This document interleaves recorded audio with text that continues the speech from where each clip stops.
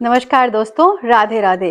क्या आप जानते हैं धनुर्मास क्या है और क्यों इस मंथ में शादी, सगाई, मुंडन जैसे पवित्र काम नहीं किए जाते? इस वीडियो में हम जानेंगे धनुर्मास का अर्थ, इसका धार्मिक महत्व और क्या करना चाहिए और क्या नहीं करना चाहिए। तो वीडियो को अंत तक जरूर देखिए। धनुर्मास क्या है?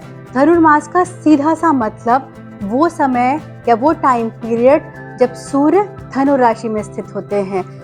वो समय जब सूर्य धनु राशि में प्रवेश करते हैं तब से लेकर मकर संक्रांति तक का समय धनुर्मास कहा जाता है। ये पीरियड टिपिकली 16 दिसंबर से लेकर 14 जनवरी के बीच का होता है और एक बार जब सूर्य मकर राशि में प्रवेश कर जाते हैं तो मकर संक्रांति के साथ धनुर्मास समाप्त हो जाता है। ये धनुर्मास का महीना हिंदू पंचांग का बहुत पवित्र महीना माना जाता है। धनुर्मास को भगवान श्री कृष्ण और विष्णु जी की उपासना के लिए बहुत उत्तम महीना माना गया है। कहा तो ये भी जाता है कि इस मंथ में की गई साधना, जप, तप, दान, दक्षिणा, अच्छे कर्म कई गुना ज्यादा फल देते हैं। आइए जानते हैं धनुर्मास में शुभ कार्य क्यों नहीं किए जाते।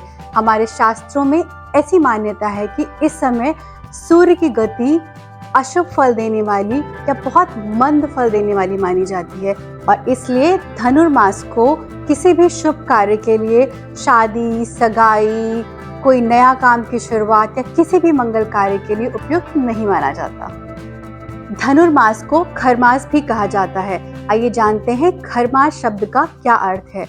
खर का अर्थ होता है गधा और हमारी पौराणिक कथाओं के अनुसार इस समय अवधि में सूर्य का रथ गधों द्वारा खींचा जाता है। ये भी एक कारण है कि सूर्य की गति बहुत धीमी हो जाती है। इस समय मान्यता है कि सारे शुभ कार्यों को, शादी, कोई नए बिजनेस की शुरुआत, सगाई, मुंडन आदि इन सभी कार्यों को स्थगित कर दिया जाता है। हालांकि इसका बिल्कुल भी ये मतलब नहीं है कि ये समय अशुभ है। खरमास को या धनुर्मास को भगवान श्री विष्णु और श्री कृष्ण की भक्ति से जोड़ा गया है। इस समय को अपनी आंतरिक उन्नति के लिए, भजन, साधना, जप, तप के लिए बहुत उत्तम माना गया है। स्पेशली दक्षिण भारत में धनुर्मास को बहुत शुभ मानते हैं। धनुर्मास में क्या करें? माना जाता है धनुर्मास में सुबह जल्दी उठना चाहिए। प्रातःकाल उठें, स्नान करें, सूर्य को अर्घ दें, तुलसी की पूजा करें, विष्णु सहस्त्रनाम का पाठ करें, भगवत गीता का पाठ करें, मंत्रों का जप करें, दान पुण्य, दक्षिणा, गरीबों को खाना खिलाना, जितना हो सके पुण्य का काम करें। ये आपकी आंतरिक उन्नति के लिए, साधना के लिए बहुत ही उत्तम समय माना जाता है। धनुर्मास में क्या नहीं करना चाहिए? शादी या सगाई, गृह प्रवेश, मुंडन संस्कार, किसी नए बिजनेस की शुरुआत, भूमि पूजन या कोई भी नया कंस्ट्रक्शन नहीं शुरू करना चाहिए।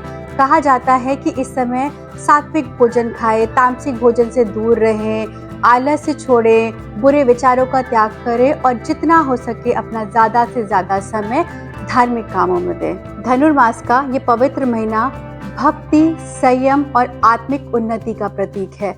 अगर ये वीडियो आपको अच्छी लगी हो तो please like, share and subscribe. Thank you for watching. Jai Shri Krishna, Jai Shri Radhe. See you in my next adventure.